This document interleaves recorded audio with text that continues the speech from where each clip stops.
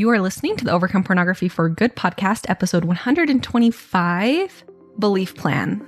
Welcome to the Overcome Pornography for Good podcast, where we take a research-based, trauma-informed, and results-focused approach to quitting porn. This approach has been revolutionary and changed thousands and thousands of lives. I'm your host, Sarah Brewer. Hey, you guys, welcome to the podcast episode this week. We are doing an encore episode. I'm just resharing the belief plan episode that I did a long time ago. This is one of my first episodes, maybe around my 30th episode. Anyways, it's so good, and I just have been thinking about it a lot. I want to share it again. I want to revisit it again with you, my podcast listeners. So please enjoy this encore of the belief plan episode. And please, especially if you've heard it before, please listen to it and apply it. Take the things that we talk about and actually do it in your life. It'll change everything for you. It looks like the week that this is going to be released, I'm going to be in France. I'm going to France again to see my friend, Lindsay Pullman. And her husband, Danny. I need to have Danny on the podcast. He's an awesome dude. So if you're looking for other coaches who also work in this realm and who help people quit viewing porn, if you just want more resources, if you want to hear someone talk about it who has similar, very, very similar ideas that I do, but it's not exactly the same, right? Because everyone has a different way of talking about things. If you just need more in your life, go check out Danny. Danny's awesome. So Danny Pullman, and we'll get him on the podcast sometime. All right. Have a great week. Hopefully I'll be having a great week in France, and enjoy the belief plan episode. Hey everyone. Welcome to the podcast episode this week. I am so glad you're here. Before we hop into today's topic, which is called belief plan, I'm very excited to share it with you. I wanted just to share a review that one of you, my listeners, left for me. It says, "Wow, this is everything I've needed and more. For half my life, as I've struggled with porn, I've talked with countless mentors and leaders in my church. I've greatly appreciated all the advice and counsel I've received over the years. But now, after listening to Sarah's podcast, I've come to the realization that those things have only ever acted as band-aids and temporary solutions, whereas the things Sarah teaches are permanent solutions that truly, as the podcast is titled, helps us to overcome pornography for good." It's also been eye-opening for me as I've told my girlfriend about this podcast who doesn't struggle with porn. She too has listened to every episode and benefits from the principles taught. It's truly a podcast everyone can benefit from. Forever grateful for the new way of thinking and feeling this podcast has provided for me. Thank you so much for leaving me that review. I am so happy for you and so proud of you for creating this permanent solution in your life. And I know anyone can do that with these principles. I also get that message a lot that this is for everyone. Like, anyone can come and listen to this. You don't have to be struggling with pornography. And absolutely, I agree 100%. I use all of these tools every day in my life, and they apply very, very well to pornography. So let's talk about our topic today, which is a belief plan. A belief plan is just a plan that you create of what you want to believe. It's a way to very intentionally create new beliefs for yourself. Okay, if you remember, I don't know if I've talked about this in the podcast before, but a very, very simple way of how to change beliefs. I talk about this a lot. If you're in the program, you hear me say this all the time. How you change beliefs is first you just recognize that a belief is just a thought that you think over and over and over again. That's it. Sometimes we get all up in our minds and we think a belief is something that's really deep inside of me and I have to root it out and I can't change it and it's just too much in there. But really all a belief is something that you've thought over and over and over again. And so it's just something that your mind believes a little bit more naturally. It's a belief just because you have a pattern of thinking it over and over and over again. So in order to change beliefs, you just have to think different thoughts over and over and over again. It really is that simple. Now, don't misunderstand me. It's simple, but it's hard and it requires a lot of inner work, right? If it was so easy, there wouldn't be a need for coaching or for therapists or for any of this inner work that we did. So simple can be a little bit of hard work and little bit tricky. And it just depends too. Like, I don't want to say that and put a limit on you. Sometimes beliefs are very easy to change. Sometimes I hear a sentence or a thought or a belief and it resonates with my spirit so strongly that I just believe it like that. Other times it's a belief that I know would be good for me and I want to start believing, but I really have to work on it and practice it and work towards it. That's what a belief plan can help you do. So to change beliefs is first you want to notice what your beliefs are, recognize the belief, recognize that it is a belief and it's not just a fact. 2, question it, question that belief, be willing to be wrong about the belief. And then number 3 is practice a new belief. So a specific example, maybe you have the belief, I can't quit pornography. You want to 1, recognize it and notice that it's a belief and not just a fact. We cannot go to the courthouse and prove that you can't quit pornography. In fact, we probably have a better chance of proving the opposite. Okay. But it's not something that we can just prove. It's not just a fact. So recognize it as that. Recognize it as a belief, as something that isn't just true. Number 2, question it and be willing to be wrong about it. Even just ask yourself, am I willing to be wrong about this belief? Am I willing to be wrong about my belief that I can't quit pornography? If you're just willing to be wrong, it'll take you so far. I think of the scripture, if you have faith as a grain of mustard seed, you can move mountains. It's the same principle here. If you're just willing to be wrong about those beliefs, you can move those mountain beliefs that seem so big. So am I willing to be wrong about this belief that I can't quit pornography? Yes. Question it a little bit more. How could I be wrong about it? Other people quit it. Other people who have looked at it longer than I have quit it. And I don't care how old you are. I guarantee you there's someone who struggled with it longer than you have and has been able to quit it. And then lastly, you want to practice a new belief that feels a little bit more believable to you. If you can't go from, I can't quit pornography to, yes, I can totally do this. You can start to practice the belief. Maybe it's possible for me to quit. Maybe it's true that I can quit. Other people have quit and so can I. As long as I never give up, I might be able to quit this. And you practice that thought. You practice it over and over and over and over again. And that's how something becomes a new belief, because you start thinking that enough times and it becomes your new belief. It's like potty training a puppy. I might have used this example here on the podcast before, but I love it. When you're potty training a dog or a puppy, they're going to want to just go pee on the carpet or on the floor or wherever, and you have to redirect them outside. And then the next time they have to pee, they're going to want to go on the carpet and you have to redirect them outside. And you're going to have to redirect them over and over and over again because they're going to automatically want to go to the carpet or wherever it is that they're used to peeing, right? But after you redirect them enough time, that puppy learns just to go outside. It's the same thing with our thoughts. Okay. Our thoughts automatically want to go to this place, to this belief that we've been thinking for so long. If we can just redirect, that's how we create new neural pathways in our brain, new beliefs to think so that it becomes more natural and you don't have to fight to believe something new every single day. Okay, so another example is maybe you have the belief, I'm not worthy. I'm just not good enough and I'm not worthy. So number 1, again, is notice. Notice that it's a belief, recognize it as a belief and not just a fact. Your brain wants to tell you, no, it's just true. And I want you to be willing to question that. Recognize that we can't just go prove that you're not worthy. Now, listen to me. I'm going to do a whole podcast episode on worthiness for you guys because we get confused. We think that temple worthiness is the same as worthiness. If you're not a member of the LDS church, you might not know what temple worthiness means, and that's okay. But for those of you who are members of the church, temple worthiness does not equal overall worth, overall goodness, overall worthiness. In fact, Julie Hanks, when I interviewed Julie Hanks, I loved how she said, I wish we would get rid of that word worthiness and say preparation instead. I'm temple prepared instead of temple worthy. They're not the same.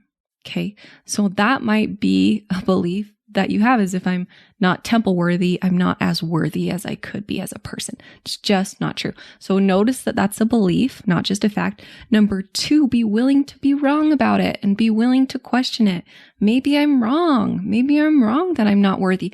Are there other people that I know that I love and adore and would call them worthy humans who are struggling too?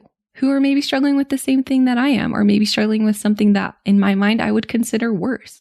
I guarantee you could think of someone that you love and adore and that you think is very worthy, and they are struggling just like you are. So maybe you can apply that to yourself as well. And then number 3 is you just practice. You practice your new belief. You practice thinking differently. Maybe I am worthy. Maybe I am good enough. Maybe worthiness isn't dependent on my pornography habit. And I know for some of you, you're like, okay, but like, does that really work? Like, can I really believe something else? And I want to tell you, yes, you can. I thought the same thing. I specifically had the worthy one. Like, I can't believe I'm worthy unless I'm doing all these things. And in fact, I heard someone, maybe in general conference, I don't even remember, like someone say, sisters, you don't have to do anything to be worth more. And I was like, bull crap. I don't believe that.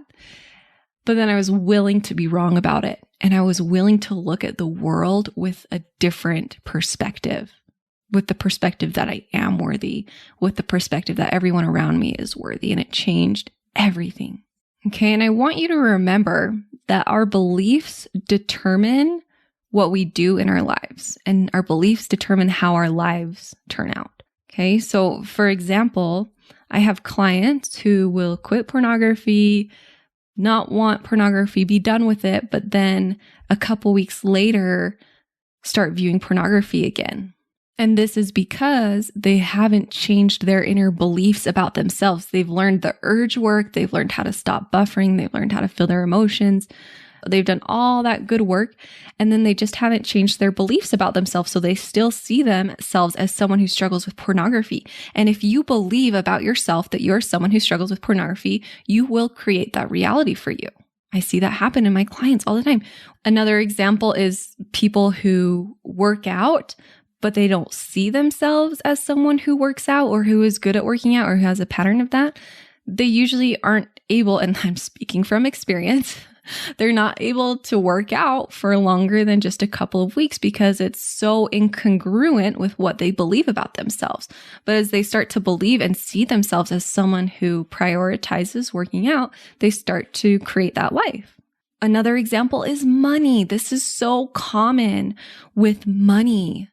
We have beliefs about ourselves and what we're worthy of when it comes to money, and what we're worthy of receiving when it comes to money. So there are studies of people who win the lottery and they're ecstatic and rich and abundant. And then a few years later, they go back to having the same amount of money that they had before they won the lottery. And that's because if we aren't living what we believe about ourselves, we're always going to default to our beliefs about ourselves. Or there are people who make a lot of money in a business or in a job, but they still see themselves as someone who only deserves and is only worthy of X amount of money. And so, they either frivolously spend that money with things they don't need, give it away to people just to kind of get rid of it. What you believe about yourself, what you believe that you're worthy of is what you're going to create. And that's true with pornography and habits as well. So I want to introduce to you the idea of a belief plan. This is such a fun exercise. A belief plan is just a list of beliefs that you want to have about yourself. It's a very intentional list of beliefs that you want to create for yourself. I did this almost a year ago with beliefs that I wanted to have about my business and about my coaching business and about this podcast and about my program. In fact, let me share a few of those with you. It was a whole big paper. One afternoon, I just took an hour or two and just wrote out all these beliefs that I wanted to have. And it's pages and pages long. Some of those beliefs are stuff like, my program is the best place for people trying to quit pornography. My clients get incredible results and I receive celebrations from them daily. I am a thought pioneer in this space.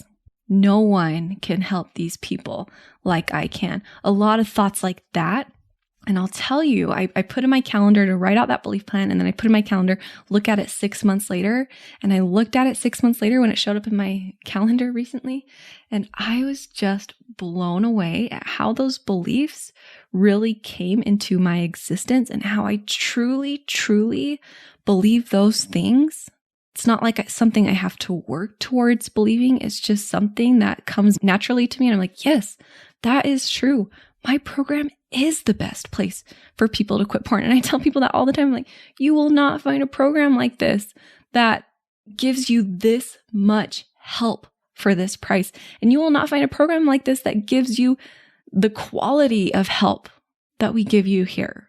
I receive celebrations from my clients and other people who listen to my material almost every single day about them having wins and them making progress towards their pornography habit. It's just amazing to me to see the power of intentionally deciding what you want to believe about your life and then just see it happen and see it manifest itself. It's so cool. I, did so much work before I even started coaching other people. I did so much work on myself. And I would always practice, thinking better things about myself because it was my default to be pretty negative about myself. And I remember a moment this last year where I was driving in my car and I remember the exact road I was driving down and what gas station I was passing. And I just noticed my mind automatically going to, you're doing such a great job. So proud of you. Look at where you are in life. Look at what great things you're doing. You live such a beautiful life. You're so important. You're so good. I noticed my brain just telling me these wonderful things. Like I had a big sister right next to me in the car who just wanted to build me up. And it came very naturally. It didn't come with a lot of effort from myself. And I realized that that's because of all the work I did in the past to start intentionally talking to myself that way. Now, I'm not perfect at it. And as humans, it's always going to be 50-50, and there's always going to be a part of our brain that tells us that there's something wrong. But the more that you practice, the more natural it becomes. So that's the idea of a belief plan.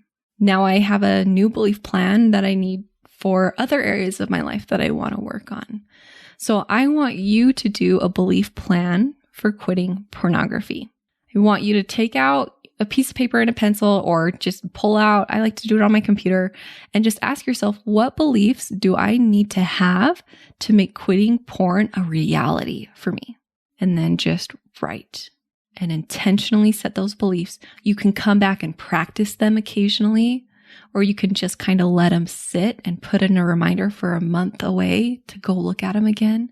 Whatever feels the best to you. What I do know is that just this exercise of sitting down and writing out what you want to believe about yourself, I don't know how it happens, but I do know that it just creates change. It's like setting an intention, and then in the background, your mind and your brain and your spirit start working on it for you. So let me give you some ideas of what you could put in your belief plan. I am in control of my mental and emotional life.